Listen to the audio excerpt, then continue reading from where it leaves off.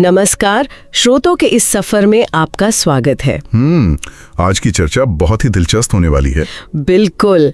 आज हमारे पास जो आर्टिकल्स, रिसर्च और नोट्स का स्टैक है ना, वो सच में किसी के भी दिमाग को चकरा देने के लिए काफी है। एकदम सही कहा। हम द हिडन हिंदू भाग 3 से जुड़ी कुछ बेहद ही रहस्यमयी और रोंगटे खड़े कर देने वाली जानकारियों के पन्नों को पलटने वाले हैं। और ये सिर्फ एक कहानी नहीं है। वही तो मैं स्पष्ट कर दूं कि आज की हमारी ये चर्चा केवल एक कहानी सुनाने के बारे में नहीं है।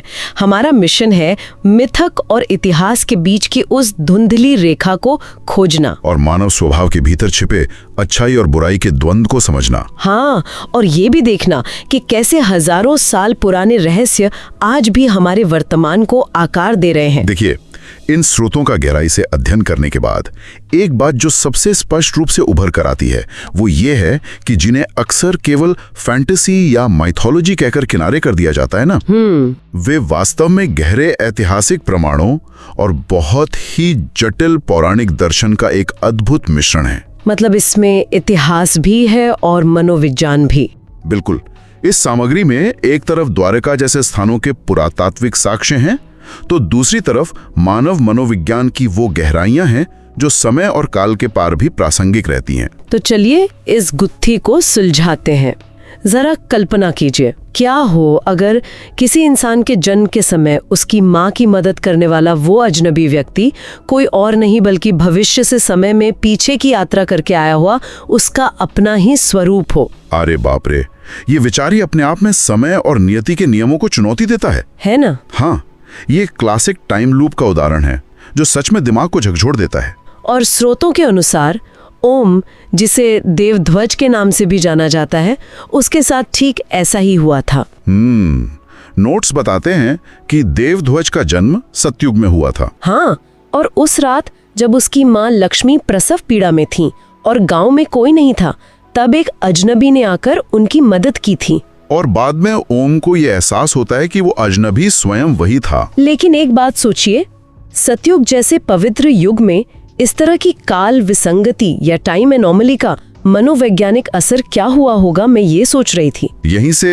से इस कहानी का सबसे स्याह पहलू शुरू होता है। देखिए, सतयुग को सबसे पवित्र युग माना जाता है, जहाँ पाप या बुराई का कोई स्थान नहीं था। बिल्कुल, एक ऐसा समय जहाँ लालच, द्वेष या हिंसा का वैचारिक स्तर पर भी कोई अस्तित्व नहीं था। लेकिन देवध्वज के जन्म के समय की परिस्थितियाँ खगोलीय और मनोवैज्ञानिक रूप से असामान्य थीं। उसका आधा शरीर रात के सबसे अंधेरे प्रहर में जन्मा था और आधा भोर के पवित्र समय में। और इसका परिणाम ये हुआ कि उस परम पवित्र युग में भी देवध्वज के भीतर एक हिंसक और अमानवीय प्रवृत्ति पलने लगी। एक अंधेरा जो उसी का हिस्सा था। हाँ, ये कोई बाहरी साया नहीं था, बल्कि उसके अपने ही अवचेतन का एक हिस्सा था जिसे खून और हिंसा की तलब होती थी। नोट्स में एक जगह जिक्र है कि उस हिंसक प्रवृत्ति ने एक बार तो एक ऋषि का सिर ही धड़ से अलग कर दिया था, जो कि सतयुग में अकल्पनीय था। वही तो एक सवाल उठता है, एक ऐसा समाज जिसने कभी अपराध देखा ही नहीं, जहां कोई जेल या मृत्युदंड की व्यवस्था नहीं थी, वहां के लोगों ने इस अभूतपूर्व हिंसा का सामना कैसे किया? इस प्रश्न का उत्तर हमारे स्रोतों में दी गई पृथक व्यक्तित्व या सेपरेशन ऑफ पर्सनैलिटी की अत्यंत जटिल अवधारणा में छिपा है। वो प्रक्रिया जो उन संतों ने अपनाई थी। हाँ, चूंकि उस समाज के पास किसी को दंडित करने का कोई ढांचा नहीं था, इसलिए गांव के संतों और ज्ञानियों ने एक बहुत ही अनोखी, रहस्यमयी और दर्दनाक प्रक्रिया का सहारा लिया। उन्होंने उस बुराई को, उस अंधकार को केवल मानसिक स्तर पर नहीं बल्कि शारीरिक रूप से छानकर अलग कर दिया। बिल्कुल, और उस अलग हुए भौतिक और विकृत स्वरूप को ही नागास कहा गया। और फिर उस नागा मगर्स को एक गहरे सूखे कुएं में जंजीरों से बांधकर हमेशा के लिए कैद कर दिया गया। सही कहा। ये तो ठीक है, लेकिन देवध्वज की कहानी में एक और बहुत ही रहस्यमयी पहलू है जिस पर मैं आपका नजरिया जानना चाहूंगी। उसकी एक साथी थी, निभीषा। और वो कोई सामान्य इंसान नहीं थी बल्कि एक नवगुंजरा थी।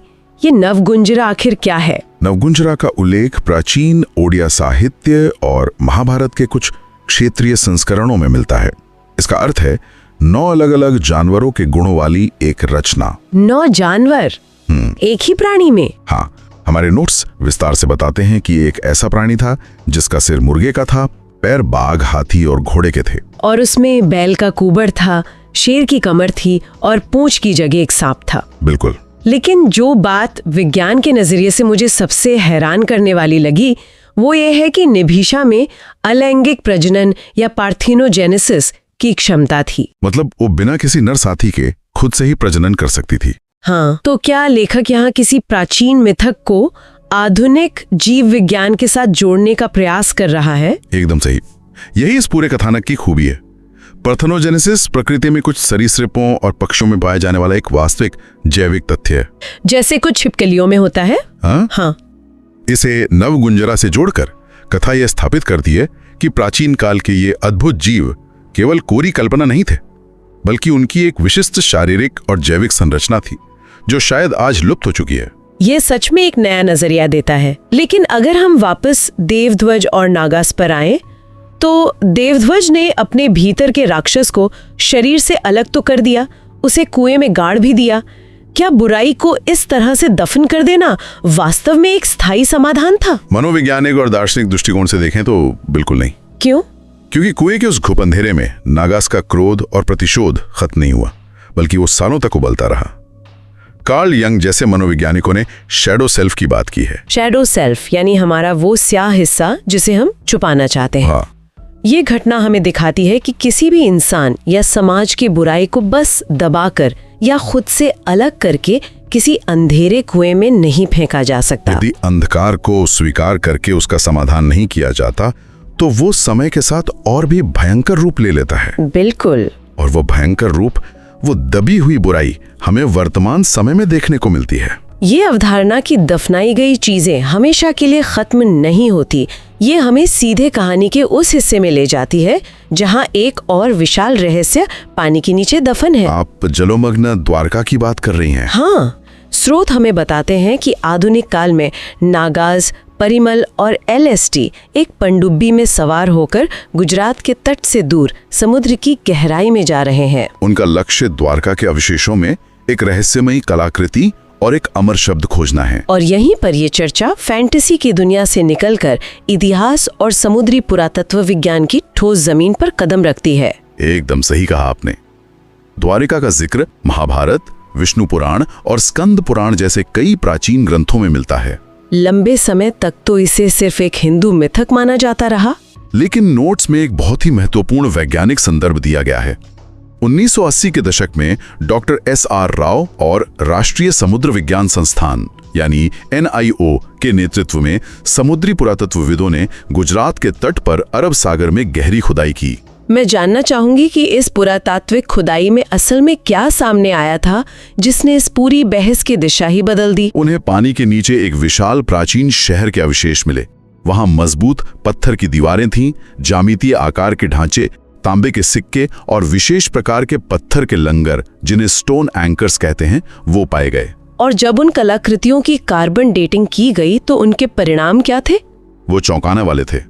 वे 3500 ईसा पूर्व से लेकर 1500 ईसा पूर्व के बीच के निकले, जो मोटे तौर पर महाभारत काल के समय के साथ मेल खाता है। इसका मतलब ये पुरातात्विक खोज इस बात का अकाट्य प्रमाण है कि द्वारका केवल एक काल्पनिक नगरी नहीं थी। बिल्कुल नहीं, वो एक वास्तविक ऐतिहासिक सभ्यता थी जो समुद्र के जल स्तर बढ़ने या किसी भयंकर टेक्टोनिक गतिविधि के कारण पानी में डूब गई। ये सच में एक ऐसा तथ्य है जो इतिहास की किताबों को दोबारा लिखने पर मजबूर कर दे। बिल्कुल। तो इसी ऐतिहासिक डूबी हुई द्वारका के पास हमारी कहानी की पनडुब्बी पहुंचती है।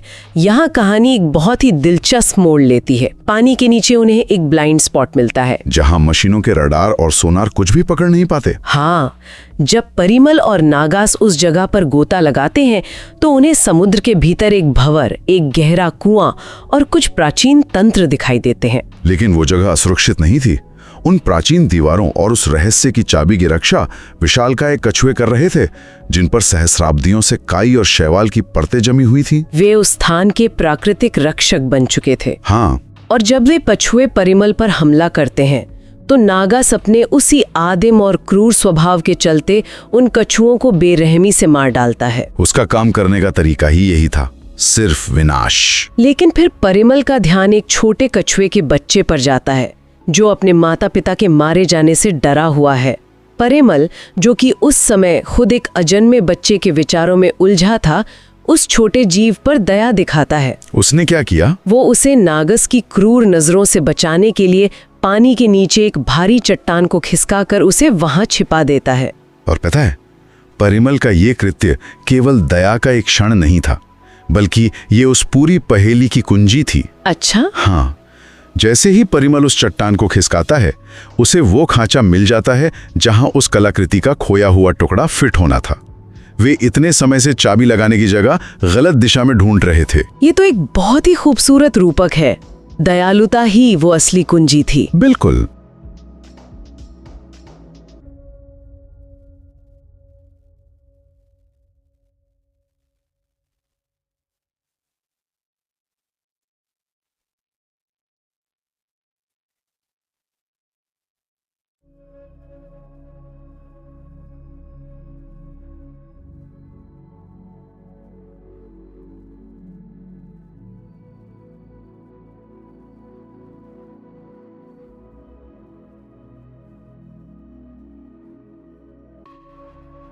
अगर परिमल ने अपनी ताकत का इस्तेमाल करके सिर्फ विनाश किया होता या उस छोटे कछुए पर दया ना दिखाई होती, तो वो चट्टान कभी नहीं खिसकती और वो रहस्यमयी रास्ता कभी नहीं खुलता। ये दर्शाता है कि प्राचीन काल के रहस्य केवल यांत्रिक पहेलियां नहीं थे, बल्कि वे मानवीय भावनाओं और कर्मों से भी जुड़े हुए थे। सही बात है। लेकिन इस पूरी घटना के बीच एक बहुत ही महत्वपूर्ण और तार्किक सवाल ये भी उठता है कि नागास जैसा अमर, अजय और क्रूर राक्षस आखिर ये सब कर क्यों रहा है? हाँ, वो असुरों के गुरु शुक्राचार्य के आदेशों से क्यों बंधा हुआ है? उसकी अपनी कोई मंशा क्यों नहीं है? इसे समझने के लिए हमें गहराई में उतरकर देवताओं और असुरों के बीच चल रहे इस अनंत युद्ध के मूल कारण को समझना होगा। ये सिर्फ अच्छाई बनाम बुराई की कोई सीधी साधी कहानी नहीं है। इसमें बहुत गहरा राजनीतिक और वैचारिक द्वंद्व है ना? बिल्कुल। शुक्राचार्य स्वयं ब्रह्मा के पोते और महर्षि भृगु के पुत्र थे। वे इतने ज्ञानी होने के बावजूद असुरों के गुरु कैसे बने? स्रोतों के अनुसार जब देवराज इंद्र और भगवान विष्णु ने देवताओं के गुरु पद के लिए बृहस्पति का चुनाव किया, तो शुक्राचार्य को ये एक बहुत बड़ा अन्याय लगा और उस पक्षपात से आहत होकर उन्होंने संतुलन बनाए रखने के लिए असुरों का साथ देने का फैसला किया। हाँ, और केवल इतना ही नहीं, उन्होंने भगवान शिव की घोर तपस्या करके संजीवनी विद्या प्राप्त करने का संकल्प लिया, ताकि युद्ध में मारे जाने वाले असुरों को वापस जीवित किया जा सके, ताकि देवताओं के एकाधिकार को चुनौती दी जा सके। बिल्कुल। और यहीं से वो घटनाक्रम शुरू होता है जिसने पूरे ब्रह्मांड की दिशा बदल दी। नोट्स बताते हैं कि जब शुक्राचार्य तपस्या के लिए गए हुए थे, तब देवताओं ने असुरों को कमजोर देखकर उन पर भीषण हमला कर दिया और असुर अपनी जान बचाने के लिए भागते हुए महर्षि भृगु के आश्रम पहुंचे। वहां शुक्राचार्य की माता काव्य माता ने असुरों को शरण दी। उन्होंने अपनी आध्यात्मिक शक्तियों का उपयोग करके देवताओं को रोक दिया और उन्हें एक अदृश्य घेरे में लकवाग्रस्त कर दिया। ये वो क्षण था जहाँ एक बहुत ही जटिल नैतिक संकट खड़ा हो गया। कैसा संकट? देवताओं की रक्षा करने और काव्य माता के उस शक्तिशाली घेरे को तोड़ने के लिए भगवान विष्णु को हस्तक्षेप करना पड़ा।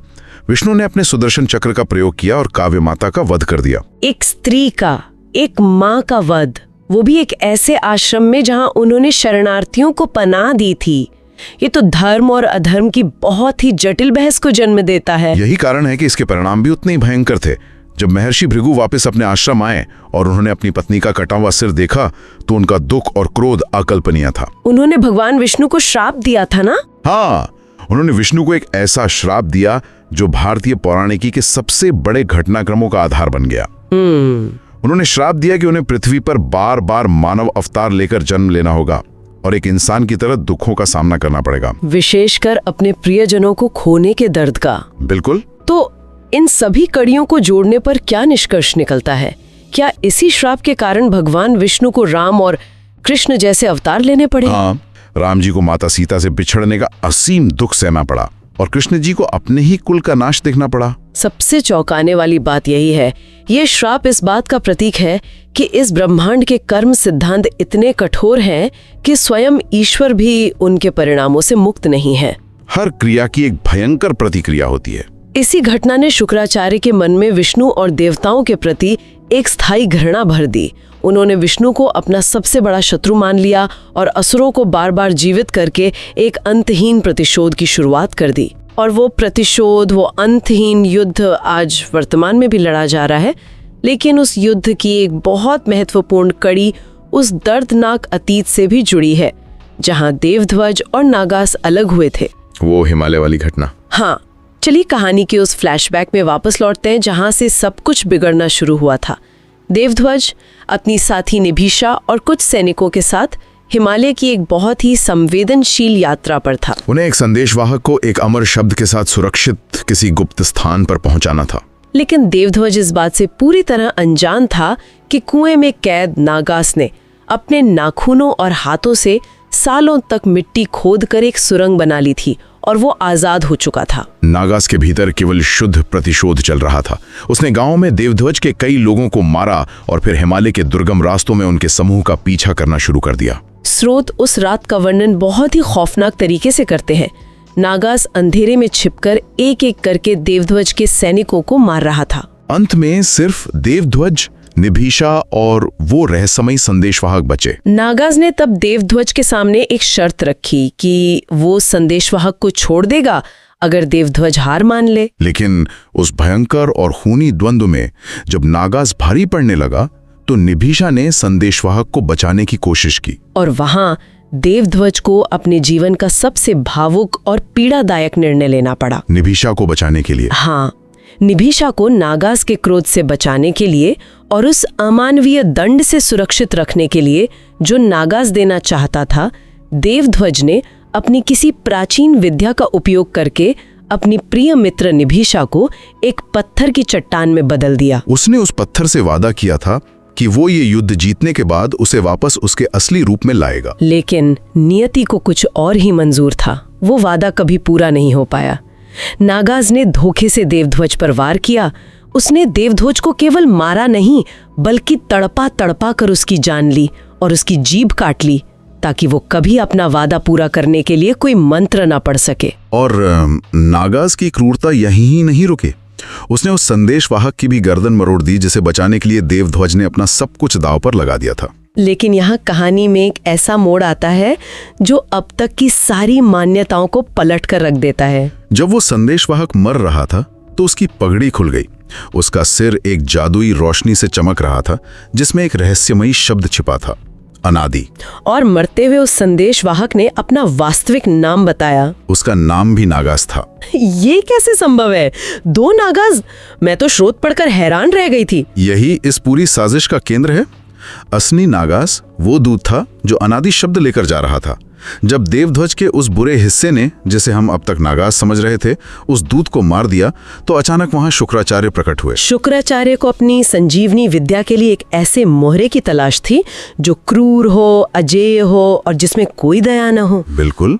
उन्होंने देवध्वज के हत्यारे को बचाया, उसे नई शक्तियां दी और उसे एक नई पहचान दी। तो शुक्राचार्य ने उससे कहा कि अब से तुम वो दूत हो, तुम्हारा नाम नागास है और तुम ये अनादि शब्द लेकर भगवान धन्वंतरी के पास जाओगे ताकि वो मृत संजीवनी पुस्तक पूरी कर सकें। ये तो पहचान की पूरी तरह से चोरी थी। बुराई ने एक महान उद्देश्य वाले व्यक्ति का रूप और नाम ले लिया था।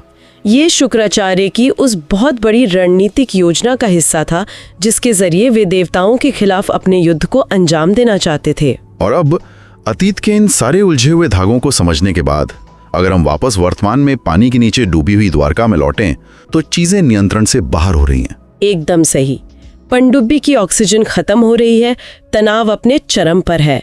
नागास उस रहस्यमय रास्ते के अंत तक पहुंचता है और वहां वो उस अंतिम अमर शब्द की मांग करता है। क्योंकि वो नौवा अमर बन चुका है और उसके पास वो अधिकार आ गया है। वो शब्द उसके सामने प्रकट होता है, त्रित लो नियंता। और ये केवल एक शब्द नहीं था। जैसे ही वो शब्द नागास को मिलता है, उस रुके हुए समय और पानी के भारी दबाव के बीच एक भयानक ऊर्जा का विस्फोट होता है। ये प्रकृति के सदियों से सोए हुए क्रोध को जगाने वाला एक ट्रिगर था। स्रोत बताते हैं कि समुद्र की अथाह गहराई में एक विशाल भंवर उड़ता है। वो भंवर इतनी तेजी से घूमता है कि जो कुछ भी पानी के नीचे बचा था, वे प्राचीन दीवारें, वे कलाकृतियां, सब कुछ तहस नहस हो जाता है। और फिर वो भंवर समुद्र की सतह पर आकर 54 किलोमीटर प्रति घंटे की रफ्तार से एक विनाशकारी सुनामी में बदल जाता है। और वो सुनामी सीधा गुजरात के तट की ओर बढ़ रही है, वही तट जहां हजारों लाखों लोग अपनी सामान्य जिंदगी जी रहे हैं, इस बात से पूरी तरह बेखबर कि समुद्र के गर्भ से अतीत के 1000 साल पुराने श्राप के रूप में उनके लिए साक्षात मौत आ रही है। वहां तटरक्षक और आपदा प्रबंधन बल लोगों को बचाने की कोशिश कर रहे हैं, लेकिन प्रकृति के इस कहर के सामने सब बेबस हैं। नोट्स में जिक्र है कि खुद भगवान परशुराम अपनी अपार शक्तियों का उपयोग करके लोगों की जान बचाने के लिए तट की ओर दौड़ पड़े हैं। ये एक महाविनाश की शुरुआत है। अगर हम स्रोतों की इस पूरी गहराई को समेटें तो जो सबसे बड़ा और शाश्वत दार्शनिक विचार निकल कर आता है वो है कर्मों का चक्र, कि कर्म लौट कर आते हैं। हाँ, ये कहानी हमें स्पष्ट रूप से दिखाती है कि ब्रह्मांड में कर्म कभी विलीन नहीं होते। सतयुग में लिया गया एक छोटा सा निर्णय, जैसे देवध्वज के भीतर की बुराई को खत्म करने के बजाय कुएं में छोड़ देना, या फिर भृगु ऋषि का क्रोध में आकर दिया गया वो श्राप, बिल्कुल वो सहस्त्राब्दियों बाद आज आधुनिक दुनिया के लिए सुनामी जैसा विनाश लेकर आ रहा है। ये बात सोचने पर मजबूर कर देती है कि अतीत के पन्ने वास्तव में वर्तमान की तबाही लिख रहे हैं। और इसके साथ ही ये भी सिद्ध होता है कि मिथक और विज्ञान, इतिहास और फैंटेसी ये अक्सर एक ही सिक्के के दो पहलू होते हैं। डॉक्टर राव द्वारा खोजी गई द्वारका के अवशेष पानी के नीचे से यही कहते हैं कि जिसे आज सिर्फ एक पौराणिक कहानी मानकर खारिज कर दिया जाता है, वो कल का वास्तविक प्रमाणित इतिहास हो सकता है। हमारी सभ्यता की जड़ें और हमारे कर्मों के परिणाम हमारे सोच से कहीं अधिक गहरे हैं। इस पूरी चर्चा ने इतिहास और पौराणिक कथाओं को देखने का नजरिया ही बदल दिया है, पूरी तरह से। लेकिन इससे पहले कि हम आज की इस गहरी चर्चा को विराम दें, एक ऐसे विचार पर गौर किया जा सकता है जो इन स्रोतों में सीधे तौर पर नहीं लिखा है, लेकिन ये लंबे समय तक दिमाग में गूंजता रहेगा। वो क्या? जरा कल्पना कीजिए, यह भी इंसान के भीतर के सबसे गहरे डर, सबसे कड़वी ईर्ष्या और सबसे अंधेरे विचारों को शरीर से बाहर निकालकर एक भौतिक रूप दे दिया जाए, बिल्कुल उस नागास की तरह। तो क्या मानव जाति वास्तव में उन मूर्त रूप ले चुके विकारों का सामना करने की हिम्मत जुटा पाएगी, या क्या पूरी सभ्यता द्वारका की ही तरह अपने ही बनाए हुए तूफानों और सुनामियों में हमेशा के लिए डूब जाएगी? ये सोचने वाली बात है। आज के लिए बस इतना ही। हमारे साथ जुड़ने के लिए धन्यवाद।